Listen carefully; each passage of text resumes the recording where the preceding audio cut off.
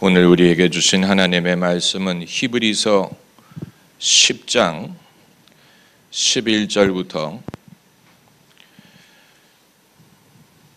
18절까지 말씀입니다. 신약 성경 363면 히브리서 10장 11절부터 18절까지 말씀을 제가 봉독하겠습니다. 제사장마다 매일 서서 섬기며 자주 같은 제사를 드리되 이 제사는 언제든지 죄를 없게 하지 못하거니와 오직 그리스도는 죄를 위하여 한 영원한 제사를 드리시고 하나님 우편에 앉으사 그 후에 자기 원수들로 자기 발등상이 되게 하실 때까지 기다리시나니 저가 한 제물로 거룩하게 된 자들을 영원히 온전케 하셨느니라. 또한 성령이 우리에게 증거하시되 주께서 가라사대 그날 후로는 저희와 세울 언약이 이것이라 하시고 내 법을 저희 마음에 두고 저희 생각에 기록하리라 하신 후에 또 저희 죄와 저희 불법을 내가 다시 기억지 아니하리라 하셨으니 이것을 사하셨은즉 다시 죄를 위하여 제사 드릴 것이 없느니라. 아멘. 주님의 은총이 여러분과 함께 하시기를 바랍니다. 제가 초등학교를 다닐 때 미션 스쿨을 다녔기 때문에 고난주간 부활절 행사를 빠짐없이 했습니다. 그리고 교내 사생대회까지 열었습니다. 예수님의 십자가의 죽음과 부활에 대한 성경 말씀을 많이 듣고 거기에 대하여 그림까지 그리게 했으니 얼마나 많은 교육을 받은 것입니까? 그런데 당시 저는 그것을 하나도 깨닫지 못했습니다. 예수께서 우리 죄를 위해 돌아가셨다라는 말을 얼마나 많이 들었는지 모르지만 그게 무슨 뜻인지 몰랐고 왜 예수님이 돌아가셔야 했고 그것이 우리에게 어떤 효험이 있는지 말해주는 사람이 없었습니다. 제가 예수님의 죽음이 어떻게 우리의 구원이 되는지를 알게 된 것은 수년이 지난 후에 빌리 그레이엄 목사님이 쓴 어떻게 하면 거듭날 수 있는가라는 책을 통해서였습니다. 그 책에서 빌리 그레이엄 목사님이 일목요연하게 원래 피 흘림이 없이는 죄사함이 없다는 원리, 그래서 태초부터 인간이 죄사함을 얻기 위해서는 피 흘림이 수반되는 제사가 필요했다는 사실, 구약 시대에는 성전에서의 제사를 통해 죄사함을 얻었다는 사실, 그래서 제사의 개념은 흠 없는 대속물에 인간의 죄를 전가시키고 그리고 그 대속물이 죽음으로 죄인을 대신하게 하셨다는 사실. 그러나 양이나 염소가 인간의 죄를 정말로 대속할 수 있는 것이 아니었기 때문에 이것은 장차 하나님의 아들이 오셔서 완전한 제사를 드리실 때까지 그것을 기다리기 위한 모형이었다는 사실, 그리고 예수님께서 오셨을 때 당신의 죽음으로 단번에 인간의 죄를 대속하셨다는 사실, 양이나 염소로 대속할 수 없었던 인간의 죄를 하나님의 아들 예수 그리스도의 죽음으로 대속하셨다는 사실, 그러기에 예수님을 세상 죄를 지고 가는 하나님의 어린 양이라고 부를 수 있었다는 사실, 이 예수 그리스도를 구주로 영접하고 예수 그리스도를 구주로 섬김으로 사람이 구원을 얻을 수 있다는 것, 이것을 그때 깨닫고 예수님을 저의 구주로 영접하고 그것이 제가 회심하게 된 계기가 된 것입니다. 그것이 만 17세에 일어난 일이었는데 저는 희한하게 생각한 것이 그 이전에도 초등학생 시절부터 수년 동안 교회를 다녔는데 왜 이 중요한 원리를 가르쳐주는 사람이 없었을까? 아마도 당연히 알고 있으리라고 생각을 했던가, 아니면 그들도 그 원리를 제대로 알지 못했기 때문에 설명하지 못했던 것인가 희한하게 생각을 했습니다. 그러나 1980년대 후로부터 제가 발견한 사실은 교계의 복음의 원리를 강조하고 또 십자가의 도를 강조하기 시작했다는 사실입니다. 아마 여러분 대학생 선교회가 복음을 전할 때 사용하는 사형리를 들어보셨을 것입니다. 사형리는 4개의 그림으로 복음을 설명하는 복음 전도 방법입니다. 그 4개의 그림, 첫 번째 그림은 하나님은 우리를 사랑하시고 우리를 위해 놀라운 계획을 갖고 계시다라는 것. 두 번째 그림은 모든 사람이 죄를 범하여서 하나님의 영광에 이르지 못하게 되었다는 것. 세 번째 그림은 사람의 노력이나 의로 하나님께 다다를 수 없다는 것. 그리고 네 번째가 그러므로 하나님이 예수 그리스도를 보내주셔서 예수께서 죄인이 하나님 아버지께 건너가는 다리의 역할을 해주셨다. 그래서 인간이 이쪽에 있고 하나님이 여기 계신데 중간에 십자가가 다리처럼 중간을 이어주는 그림을 여러분이 보셨을 것입니다. 이것이 바로 사형리입니다. 그러니까 그 이전에는 사람들이 장황하게 설명을 해도 깨닫기 힘들었던 복음의 원리를 4개의 그림으로 아주 쉽게 설명을 했다는 것입니다. 그 이외에도 전도 폭발의 영향이 컸으리라고 봅니다. 전도 폭발은 사람에게 당신이 오늘 세상을 떠난다면 천국에 들어갈 확신이 있느냐라는 질문에서 시작을 합니다. 만약에 있다고 말하면 축하한다, 신앙 잘 하기를 원한다로 끝맺지만 확신이 없다라고 말하면 그때 이제 예수께서 우리의 죄를 대신하셨고 예수께서 우리의 죄값을 담당하셨고 예수 그리스도를 믿음으로 우리가 죄 사함을 얻을 수 있고 이것을 증명하기 위해 예수님이 부활하셔서 그것을 증명하셨다. 그래서 예수님을 영접하는 기도로 끝맺는 것이 바로 전도 폭발의 방법이, 이런 모든 영향으로 인해서 이제는 예수님의 십자가가 어떻게 우리의 구원이 되는가에 대해서 못 들어본 사람들이 없고 이제는 거의 모든 교회가 예수님을 설명하고 복음을 말할 때 십자가의 죽음 위주로 복음을 설명하고 예수님의 십자가를 강조하지 않는 교회가 없는데, 어떻게 보면 예수님의 십자가에 너무 많은 비중을 두는 것 같은 그런 느낌을 받을 때도 있습니다.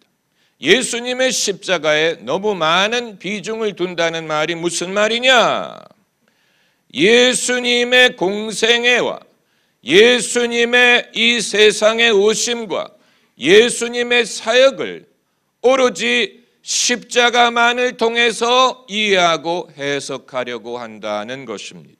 만일 예수님의 십자가의 죽음만이 예수님 공생애의 가장 중요한 사건이었다면, 그렇다면 예수님의 공생애 자체와 예수님의 수많은 가르침은 별 의미가 없다는 말이 될 수도 있기 때문에 그런 것입니다.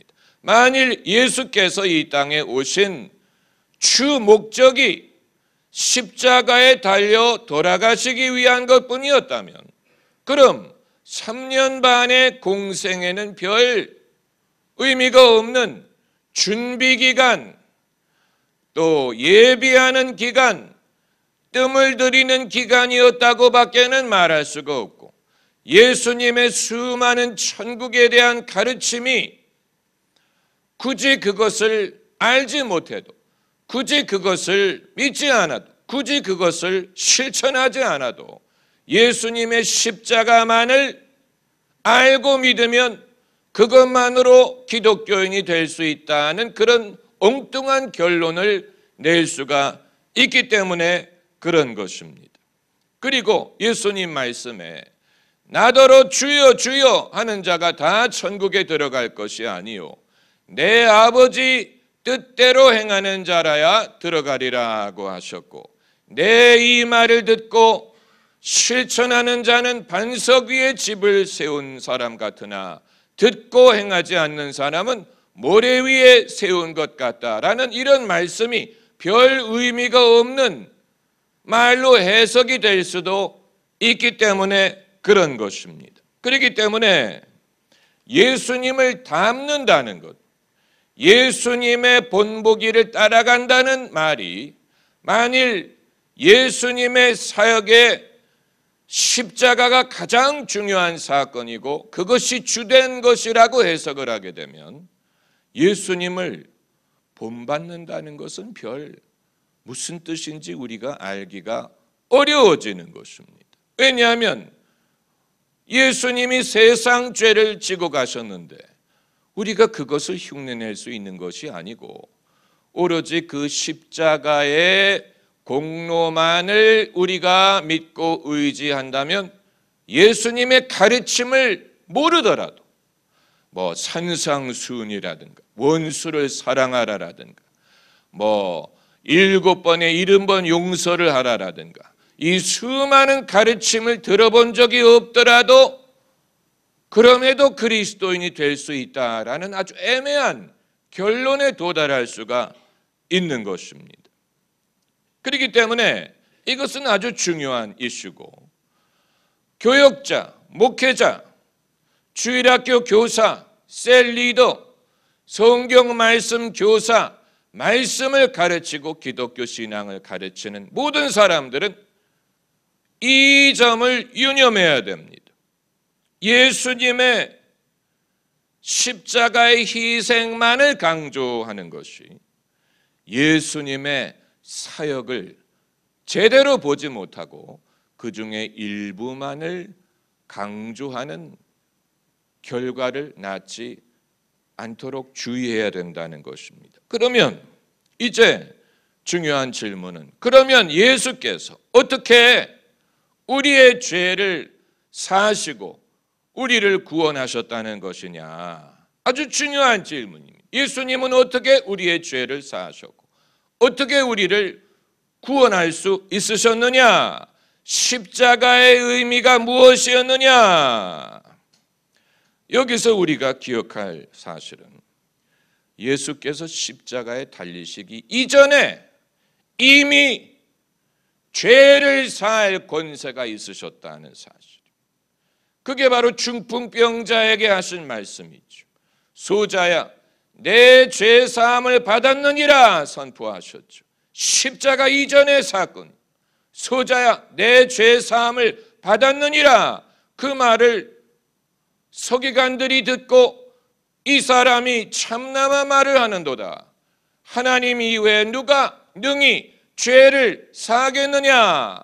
그러나 예수께서 인자가 땅에서 죄 사할 권세가 있는 것을 너희로 알게 하리라. 아주 중요한 말씀을 하셨습니다. 예수님의 십자가 사건 이전에 예수님께서는 당신이 땅에서 죄를 사할 권세가 있다는 것을 이미 말씀하셨어요. 그리고 두 번째는 십자가 사건 이전에 예수께서는 당신을 믿음으로 구원을 얻는다는 것을 이미 말씀하셨어요. 그게 바로 12의 혈루병 걸렸던 여인이 예수님의 겉옷에 손을 댐으로 깨끗함을 받았을 때 예수께서 그 여인에게 뭐라고 말씀하셨냐면 내 믿음이 너를 구원하였느니라. 아주 중요한 선포를 하셨죠. 여기서 믿음이라 하면 예수님에 대한 믿음을 말하는 것입니다. 내 믿음이 너를 구원하였느니라. Your faith has, 영어 성경에는 healed you라고 번역이 되어 있지만 프랑스 성경에는 타프와 타소베, 내 믿음이 너를 구원하였다.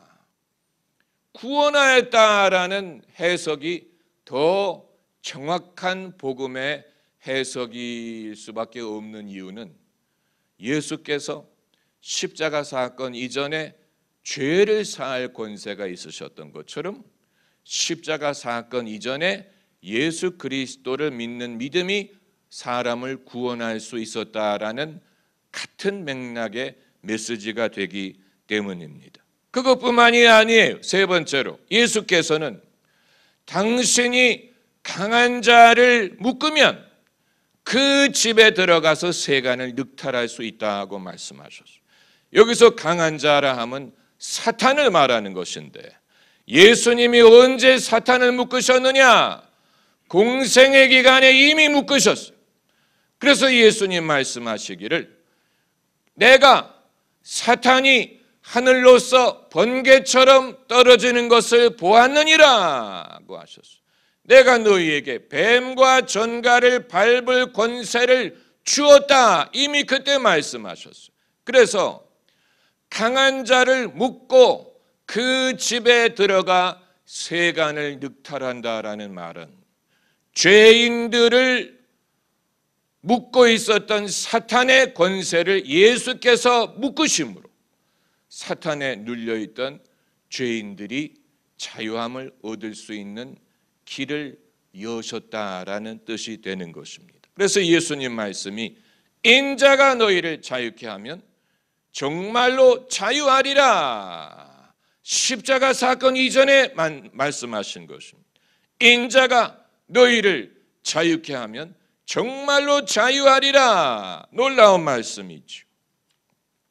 그리고 또 하나는 예수께서 어떻게 우리의 구원자가 되시느냐를 말씀드리는 것이지, 네 번째는 율법의 요구를 예수님이 충족시키셨다는 것입니다. 율법의 요구를 예수님이 충족시키셨어요. 우리는 육신으로 말미암아 약하여 이룰 수 없는 율법의 요구를 예수님이 충족시키셨기 때문에 예수님 안에서 우리가 율법상으로 의롭다함을 얻을 수 있는 길을 여셨습니다. 이것은 사도 바울이 그의 서신에서 하는 말이고 또 예수님도 이와 비슷한 말씀을 하셨지요. 인자가 율법이나 선지자를 폐하러 온 줄로 생각하지 말라. 인자는 율법과 선지자를 완성하기 위해서 왔다. 어떻게 완성하셨느냐? 당신이 그 요구를 이루심으로 말미암은 것입니다. 우리가 율법과 선지자를 아무리 애써도 이룰 수 없어요. 그렇기 때문에 예수님이 오신 것입니다. 그런데 예수께서 그것을 충족시키심으로 예수님 안에서 마치 노아와 그 식구들이 방주 안에 있었더니 홍수로부터 건짐을 받았던 것처럼 죄인이 예수님의 안에 있으므로 율법의 저주로부터 자유함을 얻고 아브라함에게 주신 축복을 이어받을 수 있게 하신 것입니다. 이건 우리가 평소에 얼마나 복음에 대해서 제대로 알지 못했는가 하는 것을 보여주는 것입니다. 여러분, 밧줄을 만들 때 배를 이 부두에 매는 밧줄이 얼마나 두껍습니까? 그런데 밧줄은 한 줄로 된 게 아니고 여러 동아리가 꽈리를 틀어서 그것이 함께 연합해서 아주 든든한 밧줄이 되는 것처럼 예수께서 인간을 구원하신 방법도 어느 한 가지 원리, 한 가지 근거만 있는 게 아니고 여러 가지 여러 동아줄이 있어서 그것이 그 하나도 강건한데 여러 동아줄이 함께 묶여져서 인간을 구원할 수 있는 밧줄을 만들었다고 볼 수 있는 것입니다. 그 이외에도 예수께서 우리의 구원이 되시는 방법은 또 많아요. 다섯 번째가 요한복음에 등장하는 나는 무엇이다 라는 가르침입니다. 이걸 헬라어로 에고에미라고 하는데 그건 욕이 아니에요. 에고에미, 그 말은 헬라어로 나는 무엇이다.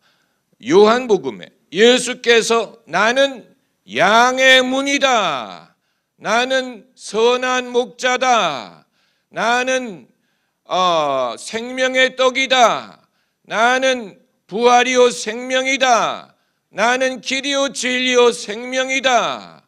또 그 이외에도 에고에미, 이제 이것이 십자가 이후에 성립되는 것을 말씀하신 것인지 아니면 그 이전에 이미 예수님 자체로서 어떠한 분인가를 말씀하신 것이었는지 그 이전이라고 보는 것이 옳습니다. 왜냐하면 십자가 이전에 말씀하신 것이기 때문에 내가 하늘에서 내려온 생명의 떡이다 라든가 나는 양의 문이다 라든가 나는 선한 목자다, 이 모든 것이 예수께서 우리의 구원이 되시는 근거, 우리를 구원하실 수 있는 주님의 권세를 말하는 것입니다. 그럼 이제 예수님의 십자가의 죽음을 연결을 시킬 필요가 있는 것입니다.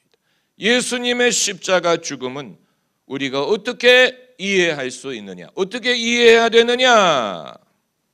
예수님의 십자가 죽음에는 여러 가지 의미가 있습니다. 여러 가지 목적이 있습니다. 첫째는 종이 되신 하나님의 아들을 증명합니다. 종이 되신, 당신을 낮추신, 섬김을 받으려 하지 않고 섬기신 하나님의 아들, 낮아진 예수님, 그게 바로 빌립보서 2장에 바울이 인용하는 찬송시, 그는 본래 하나님과 하나님의 본체이시나 하나님과 동등됨을 취할 것으로 여기지 아니하시고 자기를 비워 종의 형태로 나타나셨으며 죽기까지 복종하셨으니 곧 십자가의 죽음이라. 여러분, 이건 그 당시에 초대교회 성도들이 불렀던 찬송시를 인용한 것입니다. 그런데 그 시에 예수님이 십자가에 달려 죽으신 것을, 다른 것을 강조하지 않고 하나님의 아들이 당신을 비우셨다, 죽기까지 복종하셨다, 이것을 찬송하고 있었다는 사실은 오늘날 우리가 한 가지만을 강조하고 그것만을 칭송하는 것과는 약간의 거리가 있지 않습니까? 약간의 거리가 있죠. 예수께서 하나님의 아들이셨지만 그것으로 세상의 영광을 얻으려고 하지 않으셨어요. 아직 이건 굉장히 중요한 것입니다. 왜냐하면 그런 권세를 만약에 누가 가졌다면 모든 사람, 대부분의 사람은 그것을 가지고 자기를 높이려고 했을 것입니다. 교주가 되려고 했을 것입니다. 사람들 위에 군림하려고 했을 것입니다. 마르고 닳도록 그 위치를 유지하려고 했을 것입니다. 사람들에게 군림하려고 했을 것입니다. 사람들 위에 높임을 받으려고 했을 것입니다. 그러나 예수님은 그렇게 하지 않으셨어요. 예수님에게는 세상의 영광을 추구하려고 하는 것이 시험이었어요. 유혹이었어요. 사탄이 예수님을 시험할 때 바로 그것으로 유혹했어요. 내게 절하라, 그리하면 이 모든 영광을 주리라. 예수님이 거부하셨죠. 거부하셨죠. 우리가 예수님을 우리의 구주로 신뢰할 수 있는 이유 중에 하나는 예수께서 그 모든 권세와 기회를 당신의 영광을 추구할 기회로 삼지 않으셨다는 사실. 그런 분이 없어요. 인류 역사상 그런 분이 없어요. 대부분의 사람들은 다 성공을 하면 높아지려고 하죠. 유명해지려고 하죠. 사람들 위해 군림하려고 하죠. 왕이 되려고 하죠. 목회자들도 마찬가지. 대한민국 개신교 목사들을 병들게 한 가장 악독한 병 중에 하나는 교회 성장이라는 병입니다. 다 걸렸어요. 목사들이 다 걸렸어요. 신학교 다닐 때부터 감염이 돼. 교회 성장. 그래서 목사들이 교회 성장을 목회의 성공의 기준으로 삼아. 그래서 성장하기 위해서 길을 써요. 그게 목적이에요. 성장하지 못하면 실패한 거예요. 그런데 교회 성장을 우상화하게 됐더니 이제는 목사의 영광이 예수님의 영광과 구별하기 힘든 것이 되어버린 거예요. 거의 동의어가 됐어요. 사전에서 주님의 영광 뜻을 찾으면 그 밑에 목사의 영광 이렇게 정의가 나올 정도로 똑같은 게 돼버렸어요. 그래서 교회가 성장을 해서 유명해져서 목사가 유명해지면 하나님이 영광을 받으시는 것처럼 이게 질병 중에 질병. 그러니까 신학교 다닐 때부터 그 병이 걸리니 일평생 그 병을 앓죠. 일평생 어떤 것이 올바른 기준인지 알 수가 없는 거예요. 그런데 예수께서는 당신의 그 모든 권세, 그래서 오병이어로 남자만 5,000명을 먹이신 후에 사람들이 어떻게 하려고 했어요? 예수님을 왕으로 추대하려고 했어요. 만약에 그때 허락하셨으면 헤롯 왕은 단번에 몰아내고 완전히 촛불혁명이 됐을 거예요. 촛불혁명이 아니고 오병이어 혁명이죠. 어차피 헤롯은 인기가 없었기 때문에 예수님이 원하셨다면 당장 예루살렘으로 몰려가서 헤롯을 몰아내고 예수님이 왕으로 추대됐을 것입니다. 로마 제국은 doesn't care. 누가 되든 어차피 분봉왕이기 때문에 백성들에게 인기가 있는 사람이 왕이 되는 게 통치하기가 편해. 헤롯이 나가고 나사렛 예수가 임금이 돼서 더 말을 잘 듣고 세금이 잘 들어온다. Fine. 환영했을 거예요. 얼마든지 가능한 일. 그런데 예수께서 어떻게 하셨어요? 당신을 추대하려고 하는 것을 알고 떠나가셨다. 떠나가셨어요. 놀라운 일이 떠나가셨다. 왜냐하면 그건 당신의 방법이 아니었기 때문에. 당신의 방법이 아니었어요. 예수께서 모든 사람의 선한 목자가 되고 모든 사람의 구원자가 되시는 길은 죽기까지 섬기는 길밖에는 없었습니다. 죽기까지. 바로 이 부분이 우리가 예수님을 닮을 수 있는 부분. 만약에 예수님의 십자가의 죽음을 대속의 죽음으로만 해석을 하게 되면 예수님의 십자가를 우리가 본받을 수 있는 길이 없어요. 그렇지 않아요. 우리가 죽는다고 사람들이 대속을 얻을 수 있는 게 아니기 때문에 예수님을 본받을 수가 없죠. 그러나 예수님의 십자가 죽음이 당신을 낮추고 죽기까지 순종하고 섬기는 것이면 우리 모두가 본받아야 될 것이 되는 것입니다. 우리도 마찬가지의 그런 정신으로 살아야 되는 것이 되는 것입니다. 이것이 첫 번째 의미고, 그리고 두 번째 십자가의 의미는 죄인 앞에서 하나님의 고통스러운 마음을 증명하는 증거가 되기 위한 것입니다. 이건 무슨 뜻이냐면, 죄인들이 하나님을 볼 때는 무서운 분으로 봐. 엄한 하나님, 무서운 하나님, 심판하는 하나님.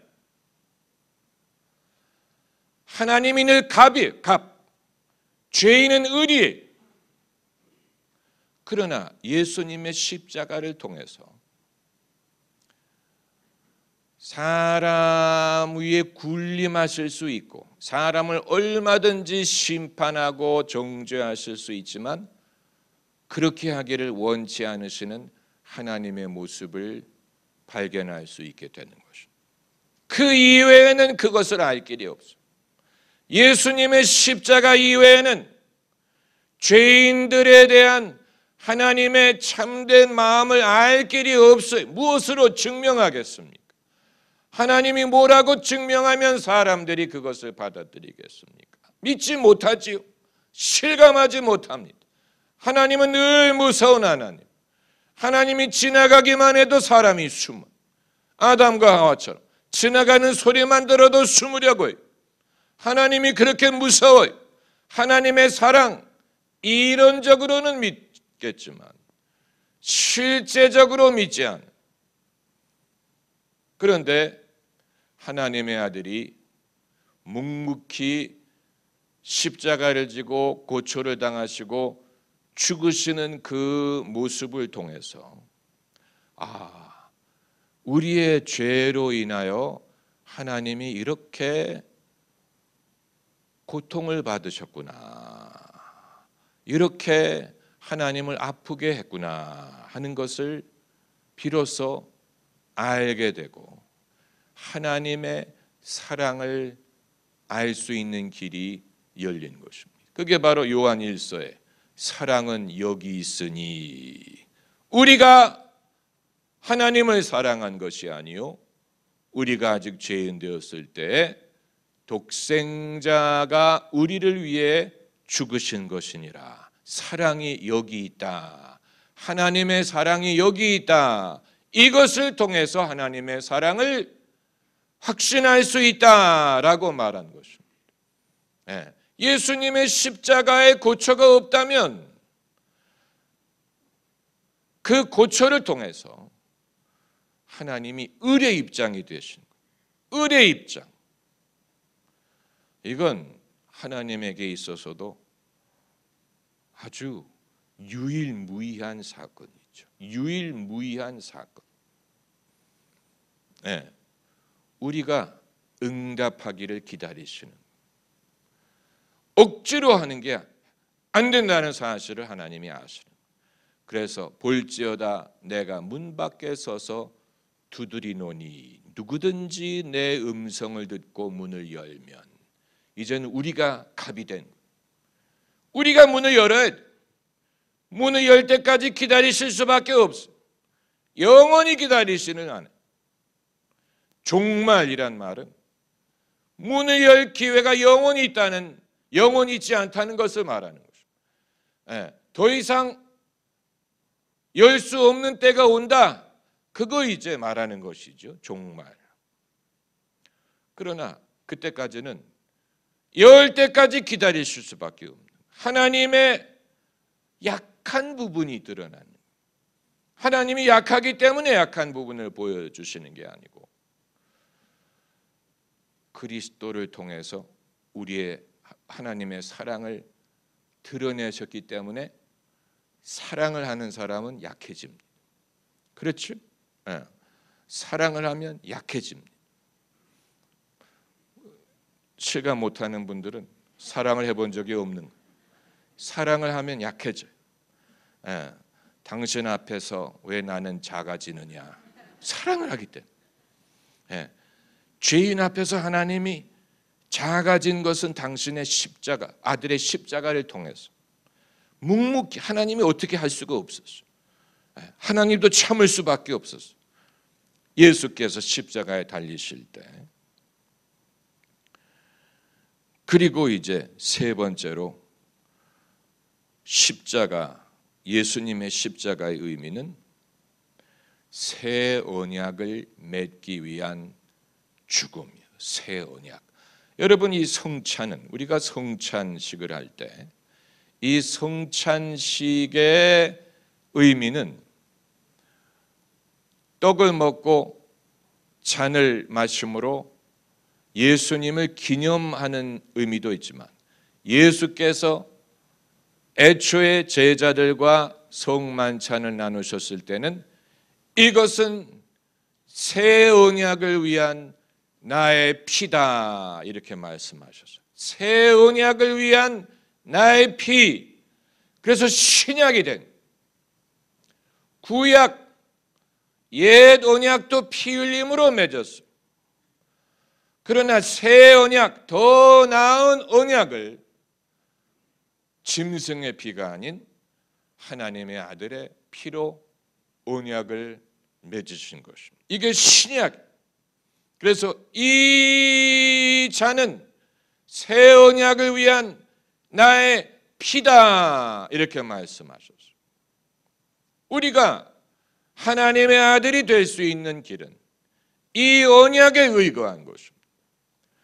우리가 의롭다함을 얻을 수 있는 길은 이 언약에 의거한 것입니다. 우리가 누릴 수 있는 모든 축복, 모든 은혜는 이 언약에 의거한 것입니다. 이 언약에서 우리가 이 모든 축복을 얻을 수 있는 법적인 근거가 마련이 된 것입니다. 이 언약을 통해서 누가 이 언약을 세우셨습니까? 예수께서 세우셨어요. 그렇기 때문에 우리가 기도할 때 예수님의 이름으로 기도하고, 또 세례를 줄 때 예수님의 이름으로 세례를 주고, 또 죄사함을 선포할 때 예수님의 이름으로 선포하고, 우리가 모일 때 예수님의 이름으로 모이고, 귀신을 내쫓을 때 예수님의 이름으로 내쫓고, 예수님의 이름을 의지하는 것. 이게 이 언약을 예수님이 맺으셨기 때문에, 하나님과 예수님이 이 언약을 맺었어요. 우리는 이 언약 맺는 일에 하나도 기여한 게 없어요. 하나도 기여한 게 없고 오로지 100% 혜택을 입습니다. 그런 일이 어디 있습니까? 우리는 하나도 기여한 게 없는데 혜택은 다 우리에게 돌아온 거예요. 그게 바로 고생은 예수님이 하셨는데 혜택은 우리가 입는 것입니다. 이게 이 신약의 놀라움이에요. 이 새 언약은 보배로운 피로 맺으셨기 때문에 새 언약에는 한없는 능력이 있습니다. 할렐루야. 한없는 능력. 한없이 있도다. 그리고 이제 네 번째로 십자가의 죽음의 의미는 대속의 죽음. 이제 이게 우리가 평소에 듣는 십자가에 대한 해석.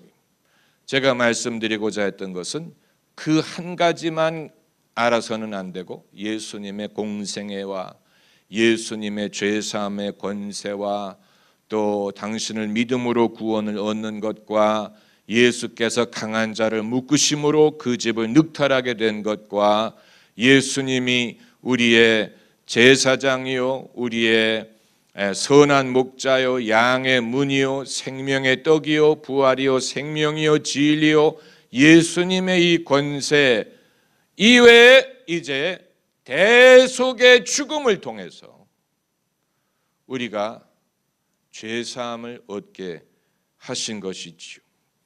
왜 죽어야 되느냐? 피 흘림이 없이는 죄사함이 없다라는 성경의 원칙에 의한 것입니다. 생명, 죄 삭은 사망이. 그렇기 때문에 죄를 사기 위해서는 그 삭을 지불해야 돼. 누군가가 죽어야 돼. 구약 시대에는 짐승을 성전에서 제물로 바쳐서 그 생명을 바쳤습니다. 그러나 양이나 소나 염소나 비둘기가 우리를 어떻게 죄를 사해 줄 수 있습니까? 제가 캐나다에서 다녔던 교회가 캐나다 예배당을 빌려서 예배를 드렸는데, 그 노트르담 사원 같은 그런 스테인 글라스는 아니지만 그 교회에도 상당히 아름다운 스테인 글라스가 있었어요. 그런데 그 스테인 글라스가 이제 상징적인 그림을 그리지 않았습니까? 그런데 어느 날 그 예배당에 들어갔는데 제 친구가 그 스테인 글라스를 올려다 보더니 맨 위에 양이 있는 거예요. 맨 위에 양이 이렇게 있는 걸 보고 하나님이 양이야? 이런 식으로 말한 것이 기억이 나는데, 예수님을 뭐라고 불렀어요? 세상 죄를 지고 가는 하나님의 어린 양. 아까 그 오르간 독주가 독일어로 제목이 되어 있었기 때문에 번역을 했으면 좋았을 텐데 무슨 말인지 하나도 알아들 수가 없어요. 근데 그 말이 하나님의 어린 양이란 뜻입니다. 하나님의 어린 양. 이제 이것은 상징적인 언어예요. 상징적인 언어. 실제로 천국에 가면 거기 양이 있다는 얘기가 아니고 예수님을 하나님의 어린 양으로 불렀어요. 그건 어린 양을 제물로 바쳤던 유대인들에게는 쉽게 이해가 되는 말이죠. 쉽게 이해가 되는. 그런데 구약의 제사는 항상 드려야 됩니다. 오늘 읽어드린 성경 구절이 그것을 말하고 있지 않습니까? 11절에 제사장마다 매일 서서 섬기며 자주 같은 제사를 드리되 이 제사는 언제든지 죄를 없게 하지 못하거니와. 약간 번역이 엉뚱하게 됐지요. 언제든지 죄를 없게 하지 못한다는 얘기가 아니고 언제라도 죄를 없게 할 수 없다라는 말을 하는 것입니다. 그런데 12절에 오직 그리스도는 죄를 위하여 한 영원한 제사를 드리시고 once and for all, 단번에라는 말, 단 한 번으로 죄 문제를 해결하셨어요. 단 한 번. 구약의 제사는 매일 자주 드려요. 그래도 어느 때라도 죄를 사할 수 없는데 예수님은 한 영원한 제사를 드리시고 하나님 우편에 앉으사 14절에 저가 한 제물로 거룩하게 된 자들을 영원히 온전케 하셨느니라. 이제 여기에서 이제 우리가 좀 더 신학적으로 생각해야 될 부분이지만 대다수의 교회가 말하지 않는 부분이 거룩하게 하는 것과 온전하게 하는 것을 다르게 말했다는 것입니다. 한 제물로 거룩하게 된 자들을 영원히 온전케 하셨느니라. 그러니까 이제 예수께서 십자가 사건 이전에도 죄를 사할 권세가 있으셨다면 왜 굳이 십자가를 지셔야 했느냐 하는 이유를 여기서 찾을 수 있는지도 몰라요. 그냥 죄를 사해서 거룩하게 만드는 것이 목적이 아니고 그보다 한 걸음 더 나아가서 온전케 하기 위하여 그렇게 하셨다. 그런데 이건 우리가 이해하기 어려운 부분이고 교회가 별로 말하지 않는 부분입니다.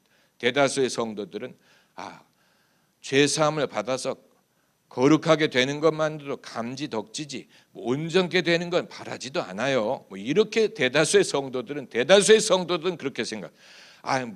죄사함을 얻는 것만으로도 고마워요. 온전케 된 그건 아직 실감도 안 되고 무슨 말인지도 모르겠고 그때 가보면 알겠지요. 그렇기 때문에 우리가 별로 말하지 않는 거예요. 그러나 주님께서는 아주 깊으신 계획이 있는 거죠. 아주 깊은 뜻이 있는 거예요. 우리가 다 이해하지 못하는 부분이 이해를 다 할 수 없어요. 다만 그래도 이렇게 가르쳐주는 목사가 있는 성도들이 복된 것이지요. 예. 그러니까 여러분이 제대로 이해를 하셔. 하나님의 어린 양 예컨대 그건 상징적인 언어죠. 하나님이 양, 예수님이 양이라는 뜻은 아니에요. 그러나 뜻을 전달할 수 있기 때문에 하나님의 어린 양이라고 부르는 것이죠. 또 예수의 피밖에 없네. 예수의 흘린 피 나를 정케 하오니 귀하고 귀하다. 예수의 피밖에 없네. 거룩한 보혈로 그대는 씻기어 있는가? 아무 때나 어느 때나 그대는 보혈을 의지하는가?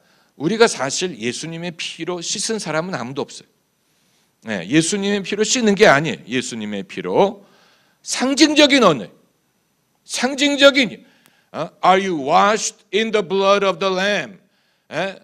거룩한 피로 씻기어 있는가? 이건 상징적인 언어지 우리가 씻을 만한 피를 어디다가 보관하고 있는 건 아니에요. 샘물과 같은 보혈은 임마누엘 피로다. 그 피로 내 죄 씻으면 정하게 되겠네. 이건 상징적인 언어지. 어디 샘물이 있는 건 아니. 어디 피로 된 샘물이 있어가지고 씻는 건 아니. 언어의 의미를 전달하기 위한 방편이죠. 그렇기 때문에 언어를 새겨서 들어야 돼. 언어를 새겨서 들을 필요가 있어. 너무 언어에 빠지면 약간 뜻이 이상해질 수가 있죠. 무슨 말인지 아시겠지? 그러니까 올바른 성경의 이해를 위해서 때로는 언어 사용을 우리가 정확하게 할 필요가 있다는 것을 보여주는 것입니다. 이제 중요한 것은 이 한 영원한 제사를 드리시고 하나님 우편에 앉으사 예수님은 한 번 희생을 하셨지 계속해서 희생을 하시는 게 아니에요. 우리가 성찬식을 하는 이유는 무슨 천주교에서 말하는 것처럼 성찬식을 할 때마다 예수님의 그 희생이 마치 반복되는 것처럼 말하는 것은 그건 성경적인 것은 아닙니다. 예수께서는 한 번에 끝내셨어요. 한 영원한 제사로 끝내시고 다 이루었도다 하시고 하나님 보좌 우편에 앉아 계세요. 더 이상 되풀이할 할 필요가 없어요. 왜냐하면 영원한 효험이 있기 때문에. 그러면 우리가 성찬식을 대하는 이유는 예수님 말씀대로 이것을 행하여 나를 기념하라, 기억하라. Do in remembrance of me. 나를 기념하. 이것을 행할 때마다 나를 기념하라. 예수께서 아주 실감나는 방법으로 당신의 십자가 희생을 기억할 수 있는 길을 예비하셨습니다. 예수님이 당신의 죽음에 어떤 목적과 의미가 있는지를 죽으시기 전에 이미 알고 계셨다라는 증거가 성찬 예식을 제정하셨다는 사실이에요. 성찬 예식을 잡히시기 전에 제정하셨다는 사실은 당신의 죽음이 어떤 목적과 의미가 있는 것을 이미 알고 계셨다라는 증거입니다. 왜냐하면 어떤 신신학자들은 원래 그렇게 의도하지 않았는데 잡혀 죽으시고 나중에 제자들이 그런 식으로 당신의 죽음을 해석했다라고 주장하는 사람들이 있어요. 못된 사람들. 그러나 그럼 성찬식을 제자들이 만들었다는 얘기예요? 못하러 그런 걸 만들겠어요? 성찬식을 성도들이 했던 이유는 예수님이 그걸 제정하셨기 때문이고 예수님이 명하셨기 때문이 돌아가시기 전에. 그렇기 때문에 그 후에도 하는 거예요. 그럼 예수님이 당신의 죽음이 무슨 이유인 줄 모르면 왜 성찬식을 만드셨겠어요? 예, 이것은 너희를 위한 내 살이다. 이것은 너희를 위한 내 피다. 새 언약을 위한 것이다. 이것을 행함으로 나를 기억하라. 말씀하신 것은 예수께서 이미 알고 계셨고 응하셨고 허락하셨고 그것을 받아들이셨고 그걸 감수하셨다라는 엄청난 증거가 되는 것입니다. 할렐루야.